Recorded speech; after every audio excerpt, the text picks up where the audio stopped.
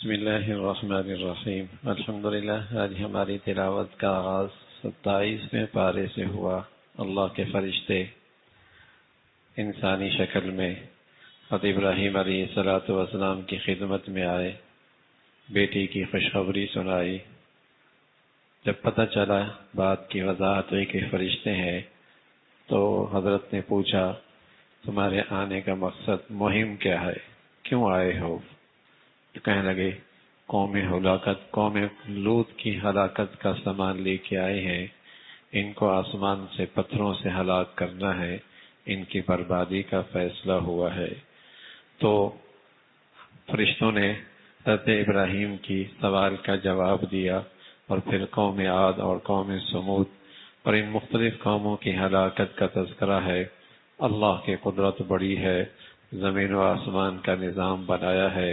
اللہ نے انسان اور جن کو اپنی بندگی کے لیے پیدا فرمایا۔ وہ بندہ جس کی زندگی میں بندگی ہے، ورنہ بھائی زندگی سراسر شرمندگی اور رسوائی ہے۔ جانور میں اور انسان میں فرق یہی ہے، جانور اللہ کی بندگی نہیں جانتا، عقل نہیں رکھتا۔ اللہ نے انسان کو عقل بھی دی ہے اور اپنی بندگی کی بھی تلقین فرمائی ہے۔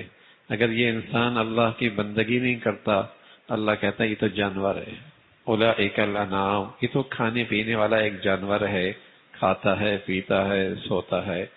جانوروں کے بھی گھر ہوتے ہیں، وہ بھی اچھے اچھے مکانات اور اچھی غذائیں کھایا کرتی ہیں۔ یہ کوئی انسان کا کمال نہیں ہے۔ انسان کا کمال تو یہ ہے کہ وہ اللہ کی بندگی میں کہاں کھڑا ہے، وہ اللہ کی بندگی میں کہاں کھڑا ہے۔ ایک بزرگ گزرے ہندوستان میں، مولانا قاسم نانوتوی رحمۃ اللہ علیہ، ایک ہندو کا ان سے مناظرہ ہو گیا۔ انہوں نے کہا مناظرہ کرتے ہیں ہندو اور اسلام پر۔ تو ہندو سامنے آیا، ان کا پاد جو بڑا ان کا پیشوا تھا، کہنا کہ پہلے کھانے کا مقابلہ کرتے ہیں، ہم میں سے دونوں میں کون زیادہ کھانتا ہے۔ آج فرمانے لگے کھانے کا مقابلہ کرنا کسی جانور سے کرو، انسان کا کمال زیادہ کھانا تھوڑی ہے۔ پھر کسی کسی بیل سے اور کسی بھینس سے جا کے مقابلہ کرو۔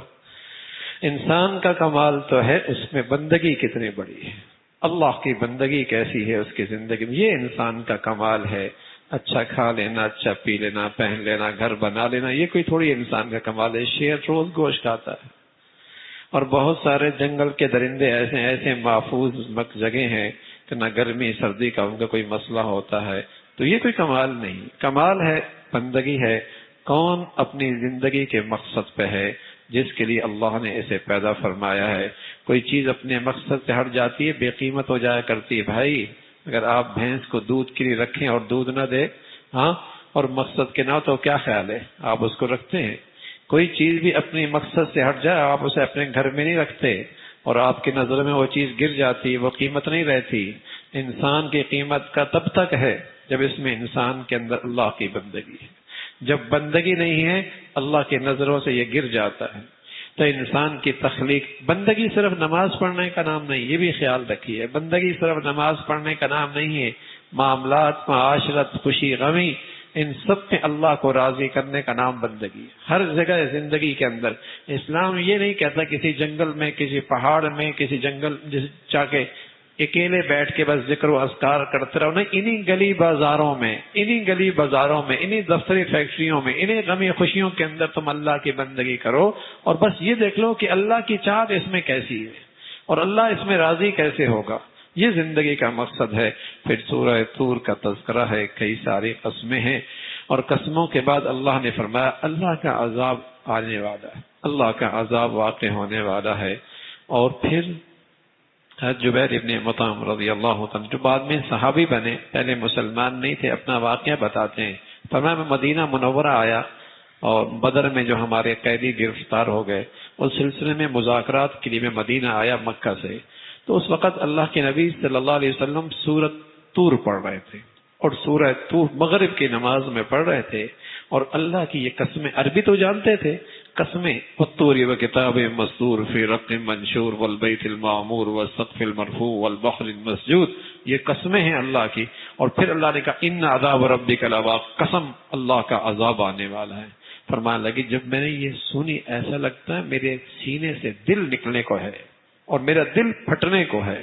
اور پھر یہ اللہ کے نبی آگے پڑھتے چلے گئے, ام خلقوا من غیر شیء ام هم الخالقون, کیا تم یوں ہی پیدا ہو گئے ہو, تمہیں کسی نے پیدا نہیں کیا, یا کیا تم خود اپنے آپ کو پیدا کرنے والے ہو؟ تو ایسا لگتا ہے میرا تو ہوش و حواس اڑ جائیں گے.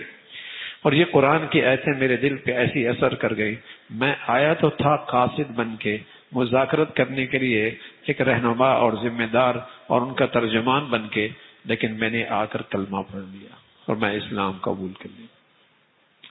تو قرآن کی اپنی ایک تاثیر ہے. اللہ ہمیں قرآن کی برکتیں اور قرآن کے نور اور ایسا دل دے دے ہمیں کہ ہم بھی قرآن کی آیات سے اثر لینے بن جائیں, قرآن کی تلاوت سے اثر لینے والے بن جائیں. اللہ کے نبی کی خدمت میں ایک شخص آیا کہ اللہ یا رسول اللہ, میرا دل تو ایسا لگتا ہے پتھر سا ہو گیا, اثر ہی کوئی نہیں ہوتا, اثر ہی کوئی نہیں ہوتا. آپ نے فرمایا قرآن کی تلاوت کثرت سے کیا کرو, یہ دلوں کی صفائی ہے, اور اس سے دلوں کی ساری قدورتیں اور زارا زنگ اس قرآن کی تلاوت سے دور ہوتا ہے. اور اکیلے بیٹھ کر دنیا سے اپنا جانا یاد رکھا کرو, موت, اس سے بھی دل کی بڑی طہارت اور پاکیزگی اور صفائی ہوتی ہے. یہ نسخہ اللہ کے نبی نے فرمایا. پھر سورہ طور کے اندر اہل جنت کا تذکرہ ہے. جنت کی نعمتوں میں ہوں گے مشروبات, چھوٹے چھوٹے بچے چمکتے ہوئے موتیوں کی طرح, وہ ان کے پاس آ کے مشروبات پیش کریں گے. انسان ویسے ہی بچوں سے بڑا خوش ہوتا ہے, بچوں سے بڑا خوش ہوتا ہے. کوئی کسی سے پیسے پوچھے تم اس بچے سے کب تک محبت کرو گے, سب سے زیادہ محبت تمہیں کس سے؟ چھوٹے بچے سے. اور کب تک یہ سب سے زیادہ محبت رہے گی؟ جب تک کہ یہ بڑا نہ ہو جائے, جب تک کہ یہ بڑا نہ ہو جائے. بچوں سے ویسی محبت ہوتی ہے. تو اللہ جنت میں بھی جنتیوں کی دل کی اس فرحت کا سامان فرمائیں گے اور اس مسرت کا انتظام کریں گے. چھوٹے چھوٹے بچے وہ مشروبات اٹھائے پھر رہے ہوں گے. فرمایا وہ موتیوں کی طرح چمکتے ہوں گے, خوبصورت ہوں گے, اور یہ جنتی آپس میں محو گفتگو ہوں گے اور کہیں گے یہ سب کچھ کیوں ہوا؟ اس لیے کہ ہم دنیا میں اللہ سے ڈرا کرتے تھے, ہمیں اس دن کا اندیشہ موجود تھا اور ہم اس دن کی تیاری میں اور فکر میں رہتے تھے. آج اللہ رب العزت نے رسوا کن عذاب سے ہمیں بچا دیا, اس کا تذکرہ فرمایا. پھر اللہ کی قدرت کا تذکرہ ہے. پھر سورہ نجم ہے. سورہ نجم, اس میں اللہ کے نبی صلی اللہ علیہ وسلم کا معراج کا واقعہ ہے. آپ کو اللہ نے اپنی قدرت کے مناظر دکھائے, جنت دکھائی, جہنم دکھائی, سدرۃ المنتہا دکھائی, اور بیت المعمور دکھایا. اوپر بھی ایک قبلہ ہے, بیت جیسے دنیامین پہ بیت اللہ ہے, اوپر بھی ایسا ہی ایک بیت المعمور ہے جس کا فرشتے طواف کرتے ہیں. فرشتے طواف کرتے ہیں اور فرشتوں کی تعداد اتنی ہے جن کی طواف میں ایک مرتبہ باری آئی ہے, قیامت تک دوبارہ باری نہیں آئی. تو وہاں بالکل اسی کی سیدھ میں اللہ رب العزت نے بیت المعمور, اوپر کا قبلہ, وہ بھی موجود ہے. تو وہ اللہ رب العزت نے آپ کو دکھائے. اللہ سے آپ ہم کلام ہوئے, جبرائیل امین کو اصل شکل میں دیکھا, اس کا تذکرہ فرمایا.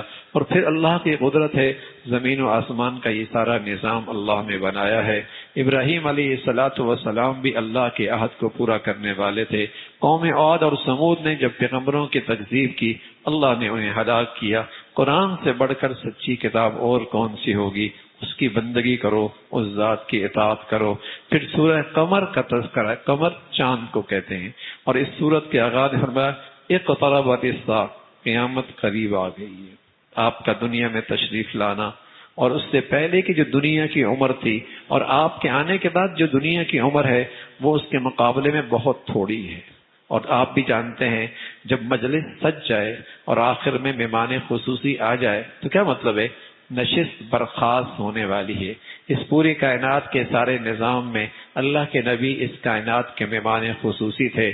جب آپ تشریف لے آئے تو اس بات کی علامت تھی کہ اب یہ مجلس سمیٹی جا رہی ہے اور اس کو اب سمیٹنے کا وقت قریب آیا ہے. آپ کا تشریف لانا خود قیامت کی ایک نشانی تھی کہ اب وہ عمر جو آپ کے آنے سے پہلے کی تھی, بعد کی عمر بہت تھوڑی رہ گئی. اقتربت الساعہ, آپ فرمایا کرتے تھے میں اور قیامت ایسے قریب قریب ہیں. عمر کے لحاظ سے، زندگی دنیا کی پوری عمر کے لحاظ سے آپ کے آنے کے بعد عمر بہت تھوڑی ہو گئی. اور ویسے بھی بھائی بندہ مومن کا مرنا اس کی قیامت کا قائم ہونا ہے.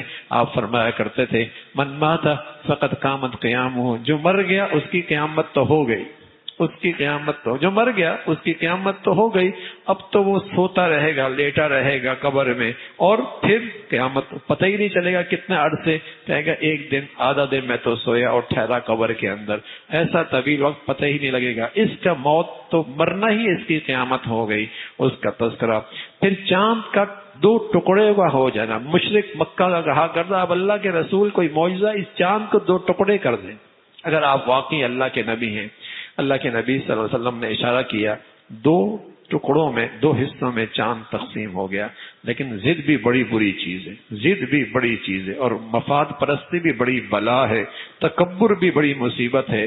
کہنے لگے دیکھو دیکھو پہلے اس کا زمین پہ جادو چلتا تھا، اب تو اس کا جادو آسمانوں پہ بھی چلنے لگا. نہیں مانے، معجزہ محمد رسول اللہ ہے، سبحان اللہ، پھر بھی نہیں مانا. میرے عزیزو، اگر مجھے اور آپ کو اللہ نے ہدایت دے دی نا، یہ اس کا فضل ہے، یہ اس کی مہربانی ہے، یہ اس کا کرم ہے. میرے عزیزو اس کا کرم ہے یہ. ہاں، لوگ آسمانوں پہ پہنچ گئے، چاند ستاروں پہ پہنچ گئے، انہیں اللہ سمجھ میں نہیں آیا، انہیں اللہ سمجھ میں نہیں آیا. یہ اللہ کے نبی علیہ الصلوۃ والسلام کو دیکھ رہے تب بھی حق نصیب نہیں ہوا. چاند 2 ٹکڑے دیکھ رہے تب بھی حق نہیں ملا. اللہ حفاظت فرمائے. یہ اللہ کا کرم ہے. قوم عاد، قوم ثمود، اور پھر ان کی ہلاکت، اور قوم لوط کا تذکرہ ہے. اللہ کی پکڑ میں آئے، کل قیامت کا دن کا تذکرہ ہے. کس انداز سے جہنمی جہنم میں گھسیٹے جائیں گے، اور رسوائی اور ذلت کا ان کا سامان ہوگا. اللہ ہر چیز پہ قادر ہے. پھر سورہ رحمان کا تذکرہ ہے. سورہ رحمان مفسرین نے لکھا یہ پورے قرآن کی زینت ہے، پورے قرآن کی زینت ہے. اور ایک ہی آیت 10 بار فَبِأَيِّ آلَاءِ رَبِّكُمَا تُكَذِّبَانِ. اللہ کے خزانوں میں الفاظ کی کمی تو کوئی نہیں، اللہ کے خزانوں میں الفاظ کی کمی تو کوئی نہیں. ایک ہی لفظ کو قرآن میں بار بار کوئی دوسرا لفظ آتا. اللہ کے پاس الفاظ کی کمی ہے، لیکن قرآن معلومات کی کتاب نہیں ہے. قرآن تو نصیحت کی اور ہدایت کی کتاب ہے. جیسے باپ اپنے بچے میں کوئی چیز دل میں پیدا کرنا چاہتا ہے تو ایک ہی بات مختلف انداز سے اس کو سمجھاتا ہے، مختلف پیرایوں سے اسے سمجھاتا ہے. لوگ سمجھتے ہیں قرآن معلومات کی کتاب ہے، معلومات نہیں، ہدایت کی کتاب ہے، نصیحت کی کتاب ہے، تذکیر کی کتاب ہے. اس لیے ایک ہی بات کو اللہ نے بار بار ذکر فرمایا. تم اللہ کی کن کن نعمتوں کا انکار اور جھٹلاؤ گے. اللہ کی انگنت نعمتیں ہیں، لیکن جس نعمت کا سب سے پہلا ذکر کیا الرحمن علم القرآن، سب سے بڑی نعمت کیا ہے؟ اللہ نے تمہیں قرآن جیسا انعام نصیب فرمایا. قرآن جیسی دولت اس سے بڑھ کر کوئی نعمت نہیں، اس کی مثال نہیں کوئی نعمتوں میں، اس کا متبادل نہیں کوئی نعمتوں میں. قرآن جیسی دولت دی ہے. سبحان اللہ. اللہ ہمیں اس کی عظمت، اس کی قدر اور اس کی تلاوت اور اس دولت کی پر عمل کی توفیق نصیب فرمات. علم القرآن، اس کا تذکرہ فرمایا. پھر مادی نعمتیں اللہ نے زمین و آسمان کا یہ سارا نظام، اور کس طریقے سے سبزہ اور بہار اور مشرق مغرب کا سارا نظام، یہ سب اللہ نے فرمایا. فرمایا انسان نے مرنا ہے اور ہر ایک پہ فنا آنی ہے. پھر جہنم ہے، جہنم کا تذکرہ کیا اور کہا تم اللہ کی کن کن نعمتوں کو جھٹلاؤ گے. ارے جہنم کا تذکرہ بھی اللہ کا انعام ہے کہ آج خبردار کر دیا، آج آگاہ کر دیا، آج خطرات کو سامنے رکھ دیا. یہ سارے خطرات ہیں، اور جہنمی کس انداز سے وہاں رسوا اور ذلیل ہوں گے، اور کس انداز سے وہ جہنم کی آگ ان کو جسے کہیں گے جلا دے گی. آج اللہ نے خبر دے دی. یہ بھی اللہ کا انعام ہے، اور یہ بھی اللہ کی طرف سے تمہاری خیرخواہی اور رحمدردی اور بھلائی ہے. پھر اللہ رب العزت نے فرمایا جو اللہ سے ڈرتے ہیں ان کے لیے پھر نعمتیں ہیں، بہتی نہریں ہیں. اور پھر اللہ رب العزت 2 چیزیں آدمی کو پسند ہے، دنیا میں بہت پسند ہوتی ہیں. ایک عورت پسند ہے، دوسرا سبزہ پسند ہے. اور پھر سبزے کے اندر ساتھ ساتھ اگر نہری بھی ہو جائے تو وہ منظر کتنا پرکشش ہوتا ہے. ہاں، نہریں جاری ہوں، سبزہ ہو، پہاڑ ہو، کتنا خوبصورت. ویسے تو اللہ کی جنت میں ان گنت نعمتیں ہیں، لیکن ان نعمتوں کا بطور خاص ذکر فرمایا. نہریں ہوں گی، پانی ہوگا، سبزہ ہوگا، باغات ہوں گے، ہاں، اور پھر تمہاری زندگی کے ساتھی بھی ہوں گی، اور ایسی ہوں گی کسی انسان نے اور جن نے چھوا بھی نہیں ہوگا، اور ایسا ہوگا جیسے کوئی موتی ہوتا ہے، اور ایسا لباس پہنا ہوگا کہ 70 جوڑوں کے اندر بھی اس کا حسن جھلک رہا ہوگا، اس کا حسن جھلک رہا ہوگا، اور کسی نے اسے نہیں چھوا ہوگا. موتی بھی کیا ہوتے ہیں؟ اللہ رب العزت نے اس کا حسن موتیوں سے بھی زیادہ خوبصورت رکھا، اور یہ سب بدلہ ہوگا دنیا میں جس نے اللہ کو راضی کرنے میں محنت اور مشقت کی. یہ اللہ کا وہ انعام ہوگا، اس کا تذکرہ فرمایا. پھر سورہ واقعہ کا تذکرہ ہے. عبداللہ ابن اب مسعود فرمایا کرتے تھے رضی اللہ تعالیٰ عنہ کہ جنت جو شخص اسے روزانہ تلاوت کرے گا کبھی اسے رزق کی تنگی اور معاش کی پریشانی نہیں ہوگی جو اس سورت کو روزانہ رات کو تلاوت کرے گا. قیامت کا تذکرہ ہے. قیامت میں 3 گروہوں میں انسان تقسیم ہوں گے. ایک سابقون الاولون، نیکیوں میں بہت آگے، ان کی تذکرہ ہے. دوسرا اصحاب الیمین، جن کو دائیں ہاتھ میں نامہ اعمال ملے گا. تیسرے اصحاب الشمال، جنہیں بائیں ہاتھ میں نامہ اعمال ملے گا. جنت میں جانے والے، پھر جنت کا منظرنامہ ہے اور اس خوبصورتی ہے. بس اتنا ہے، تازہ گوشت ہے، بیٹھا ہوگا مسیحریوں میں، گپ شپ لگ رہی ہوگی، پرندہ اڑ رہا ہوگا، چاہت ہوگی یہ اس کا گوشت مل جائے اور اس کا روس بن کے مل جائے. لمحوں کے اندر روس اس کے سامنے ہوگا، پیٹ بھر جائے گا. سبحان اللہ، پیٹ بھاری نہیں ہوگا. ایک اندر سے ہوا نکلے گی اور وہ اتنی خوشبودار ہوگی کہ اس سے اس کا پورا ماحول اور معطر ہو جائے گا، کھانا بھی ہضم ہو جائے گا. بھائی جنت تو کیا ہے؟ تبھی تو جبرائیل امین فرمایا کرتے تھے جب اللہ نے دکھائی نا، اللہ کوئی اس کا تذکرہ بھی سنے اور پھر بھی سویا رہ جائے اور پھر بھی غافل رہے اور پھر بھی اس کی طلب میں نہ ہو، پھر بھی اس کی جستجو نہ کرے، پھر بھی اس کے لیے مر مٹے نہیں، ہاں ایسا بھی کوئی ہوگا. لیکن جب اللہ کے نے اسے کچھ ناگواریوں سے اور کچھ مجاہدوں سے اور کچھ نفس کی خواہشات کے جسے کہیں کہ قربانیوں کے ساتھ اسے چھپایا نا کہ اللہ اب تو بہت دھوکے کھائیں گے، اب تو بہت گریں گے، اب تو بہت محروم ہوں گے. سچ یہ ہے کہ رسول اللہ صلی اللہ علیہ وسلم کا یہ ارشاد کافی ہے، اللہم لا عیش الا عیش اللہ، اللہ زندگی تو کل کی زندگی تو کل کی زندگی ہے بھائی. ہاں یہ کیا زندگی ہے؟ یہ تو اس زندگی کی کمائی کا موسم ہے بھائی، اس کے لیے جیو. ہم ساری زندگی جیتی اس دنیا کے لیے، اور جب سب کچھ جیتے اس کے لیے ہیں، کے جی سے لے کر یونیورسٹی تک، اور پھر کمائی. عجیب بات ہے، جب کچھ آتا ہے تو زندگی کا لطف ختم ہو چکا تھا. گھٹنوں میں درد، پیٹ میں درد، ہاں ادھر درد ادھر درد، دانت گر رہے، دماغ شل ہو رہا. ہاں جب کچھ آیا تو کھانے کے قابل ہی نہیں رہا، جب کچھ بنایا تو رات کو نیند ہی نہیں آئی. یہ کوئی زندگی ہے؟ تو اس کے لیے جیو جہاں نہ یہ مسائل ہوں گے، صحت تو صحت، جوانی تو جوانی، حسن تو حسن، زندگی تو زندگی، جہاں ساری نعمتوں کے محرومی کا کوئی سلسلہ نہیں ہوگا، کوئی نعمت نہیں جائے گی. وہ زندگی ہے. اللہ ہمیں اس زندگی کا سچا طالب بنا دے، سچا طالب بنا دے. پھر جہنمیوں کا تذکرہ، جنت کا بھی تذکرہ قرآن کرتا ہے، جہنمیوں کو تذکرہ کرتا ہے. یہ وہ لوگ تھے جہنم میں جو کہتے ہیں مرنے کے بعد تھوڑی زندگی ہے، مرنے کے بعد کیسے جئیں گے. فرمایا جو ذات ہے انسان کو پانی سے پیدا کر دیتی ہے، اور جو ذات زمین کے اندر پانی جسے کہیں کہ مٹھاس پیدا کرتی ہے، اس ذات کے لیے یہ سارا نظام دوبارہ قائم کرنا کیا مشکل ہے. جو سبز لکڑی کے اندر آگ کی صلاحیت پیدا کر دیتی ہے، اس ذات کے لیے یہ سب اللہ کی قدرت ہے. جیسے اللہ کی معرفت پیدا ہو جانا، یہی اس پورے نظام سے اور اللہ کی قدرت کا سبق ہے. اس کا تذکرہ فرمایا، قرآن کا ادب بتایا. طہارت کے ساتھ اسے اٹھاؤ، اس کا احترام کرو، اس کو عزت دو، اس کا ادب کرو. اس کا تذکرہ فرمایا. فرمایا مرنا تو ہے اور تم اپنے سامنے مرنے والوں کو دیکھتے ہو، ہمت ہے تو روح واپس کر لو، روح واپس کر لو. تمہارے سامنے اس کی روح نکل رہی ہو لیکن تم بے بس ہوتے ہو، کچھ نہیں کر سکتے. پھر سورہ حدید ہے، اللہ کی بڑائی، اللہ کی قدرت، مردوں سے زندہ، زندوں سے مردہ، یہ پیدا کرنا اسی کی ذات ہے. پھر حضرات صحابہ 2 قسم کے مسلمان تھے. ایک فتح مکہ سے پہلے مسلمان ہوئے. اور فتح مکہ سے پہلے کا دور بڑی قربانیوں کا تھا، بڑے مجاہدوں کا تھا، بڑے مجاہدوں کا تھا. فرمایا ان کی فضیلت ان سے زیادہ ہے جو فتح مکہ کے بعد مسلمان ہوئی، اس لیے کہ فتح مکہ سے پہلے بڑی قربانیاں، بڑی مجاہدے، بڑی تکلیفیں، بڑی آزمائشیں تھیں. لیکن ساتھ فرمایا سارے کے سارے صحابہ جنتی ہیں، سارے کے صحابہ جنتی ہیں اور سب اللہ ان سے راضی ہے. صحابہ کو تاریخ میں نہ دیکھا کرو، صحابہ کو قرآن میں دیکھا کرو. تاریخ میں دیکھو گے بدگمان ہو جاؤ گے، تاریخ اٹھاؤ گے صحابہ کے بارے میں لکھنے والے بس اوقات مؤرخ سیاہ دل ہوتا ہے، بس اوقات سیاہ دل ہوتا ہے، اس کا قلم بھی سیاہ ہوتا ہے، دل بھی سیاہ ہوتا ہے، زبان بھی سیاہ ہوتی ہے، وہ غلط فہمیاں پیدا کرتے ہیں.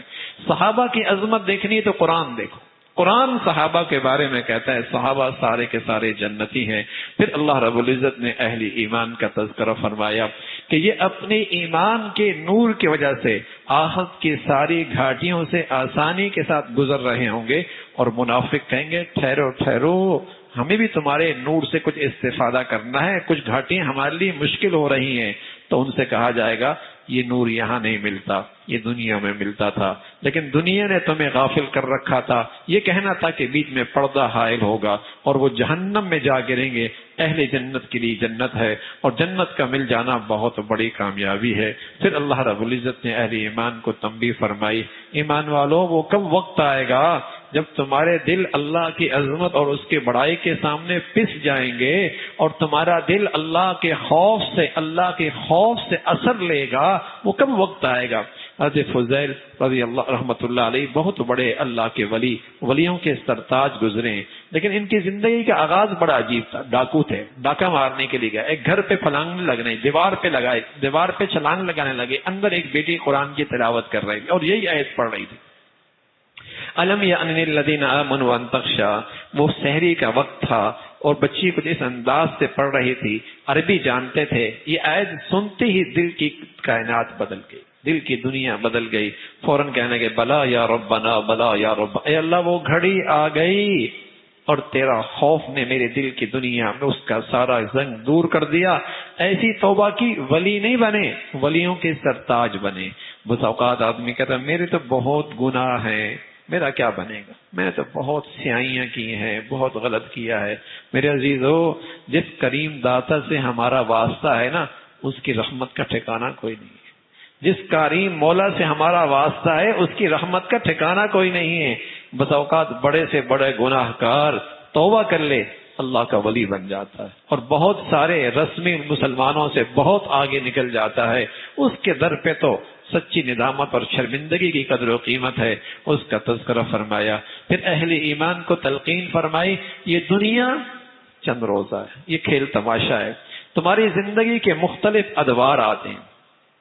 ایک دور آتا ہے ایک دور ایسا آتا ہے جو بچپن کا دور ہوتا ہے، جہاں اس کی پوری کائنات کیا ہوتی ہے؟ کھلونے. کھانا نہیں کھائے گا، پانی نہیں پیے گا، آرام نہیں کرے گا، کھلونا اس کی کائنات ہے. اگر وہ لے لی جائیں تو روتا ہے، چیختا ہے جیسے اس سے کوئی سلطنت لے لی. لیکن ایک دور اگلا آتا ہے جب وہ کھلونوں پہلی زندگی دیکھتا ہے تو ہنستا ہے، ارے کھلونے بھی کوئی چیز تھی. اب اس کی زندگی کا معیار بدل گیا اور چاہتیں بدل گئی. اب وہ کیا کرتا ہے؟ اب وہ ٹیپ ٹاپ، اچھا لگو، خوبصورت لگو، کپڑے، جوتے، گھڑی، موبائل. پھر ایک دور یہ آتا ہے، لیکن اس کے بعد پھر ایک دور اور آتا ہے. پھر اپنے بچوں سے کہتا ہے تم انہی چیزوں میں لگے رہو گے، کچھ کماؤ بھائی، کچھ کماؤ، کچھ نوکری کرو، کچھ ملازمت کرو، کچھ فیکٹری کرو، یہی کرتے رہو گے، بناؤ سنگھار کے چکر میں لگے رہو گے. پھر ایک دور اس سے آگے کا آتا ہے. اللہ نے فرمایا یہ سارے دور آتے ہیں، لیکن جب آنکھ کھلے گی نا ایک نیا دور شروع ہوگا مرنے کے بعد، تو اپنے سارے ان پہلے حالات پہ افسوس کرے گا. جو بھی کوئی سمجھ تھی، جیسے کھلونا کے دور کو سمجھتا ہے کوئی دور تھا، وہ بناؤ سنگھار کے دور کو کہتا ہے کوئی زندگی تھی. اور جب مال و دولت کی دور آیا تو پچھلے دور کے بارے میں کہیں گے تنقید کرتا ہے، منع کرتا ہے. جب آنکھیں کھلیں گی پھر کہے گا کھلونے بھی نہیں تھے بھائی، بناؤ سنگھار بھی نہیں تھا، مال و دولت پہ فخر کرنا بھی کوئی بات نہیں تھی، یہ سب کم عقلی کی بات تھی. عقل مندی کی بات کیا تھی؟ اب سمجھ میں آئی ہے. کاش نیکیوں کی زندگی ہوتی آج جو زندگی میں کام آتی. اور آخرت کا سرمایہ بنتا. تو اللہ رب العزت فرمایا یہ سارے ادوار انسان پر آتے ہیں اور پچھلے دور کے بارے میں شرمندہ ہوتا ہے. جب سوچتا بھی ہے تو شرمندہ ہوتا ہے. ہاں، اور مرنے کے بعد اپنے تمام ادوار پہ شرمندہ ہوگا اگر وہاں کا سرمایہ اکٹھا نہ کیا. پھر انسان کی زندگی کیا ہے؟ انسان کی زندگی اللہ فرمایا بارش جیسے بارش ہوتی ہے، کونپل اگتی ہے، سبزہ ہوتا ہے، پھر اس کے اندر بالیاں آتی ہیں، گندم آتی ہے، اور ایک وقت آتا ہے وہ سب اس کے پک جاتی ہے، پھر دنیا کٹائی کرتی ہے اور پھر اس کا بھوسا اڑ جاتا ہے، دانے الگ ہو جاتے ہیں، پھر وہ زمین ایسی چٹیل ہو جاتی ہے کہ پتہ ہی نہیں لگتا یہاں پہلے کیا چیز تھی. ایسی بھائی انسان کا بچپنا، پھر جوانی، پھر بڑھاپا، پھر بڑی شہرت، پھر بڑا نام. ایک وقت آتا ہے لوگوں کے دماغوں سے یہ بھول جاتا ہے، کوئی اسے یاد نہیں کرتا، کوئی اسے یاد نہیں کرتا کون تھا بھائی، سب بھول گئے. فرمایا انسانی زندگی پر بھی یہ سارے احوال آتے ہیں. پھر ایمان والوں کو تلقین فرمائی نکلو نا، مقابلہ کرو نا، مقابلہ کرو، ایک دوسرے سے آگے بڑھو. لیکن دنیا میں نہیں بھائی، آخرت کے لیے مقابلہ کرو، جنت تر کی طلب میں مقابلہ کرو، اللہ کی بخشش میں ایک دوسرے سے آگے بڑھو. یہ ہے میدان مقابلے کا، یہ ہے میدان مقابلے کا. اور وہ جنت جس کی وسعتیں زمین و آسمان سے زیادہ ہیں، اس کا تذکرہ فرمایا. فرمایا دنیا سے کوئی چیز ہاتھ نہ آئے زیادہ افسوس کرنے کی ضرورت نہیں، اور کچھ آ جائے تو زیادہ اترانا اور تکبر کرنے کی ضرورت نہیں. کچھ چلی جائے تو افسوس نہ کرو، کچھ مل جائے تو زیادہ اتراؤ نہیں. صبر کرو، شکر کرو، یہ زندگی. صبر کرو، شکر کرو، یہ زندگی ہے. اس کا تذکرہ فرمایا. پھر حضرت نوح علیہ الصلوۃ والسلام، دوسرے انبیاء کا تذکرہ. پھر فرمایا جو بھی اہل کتاب کا آخری نبی پر محمد رسول اللہ پر ایمان لے کے آئے گا اسے دگنا اجر ملے گا. پہلے نبی کے پر ایمان لانے کا بھی اور آخری نبی پر بھی ایمان لانے کا بھی اس کا تذکرہ فرمایا. پھر بہت سارے اہل کتاب آپ پر ایمان اس لیے نہیں لاتے کہ آپ کی رسالت بنی اسرائیل میں سے نہیں ہے، ان میں سے آپ رسول نہیں ہیں. یہ حسد تھا ان کو، اور یہ ان کے اندر ایک کینہ تھا. فرمایا اللہ کا فضل تم تقسیم نہیں کرتے، اللہ کا فضل، اللہ کے خزانے اسی کے پاس ہیں. وہ جس کو چاہے اپنے فضل سے نواز دے، اور وہ بڑے فضل والی ذات ہے. اللہ عمل کی توفیق نصیب فرمائے.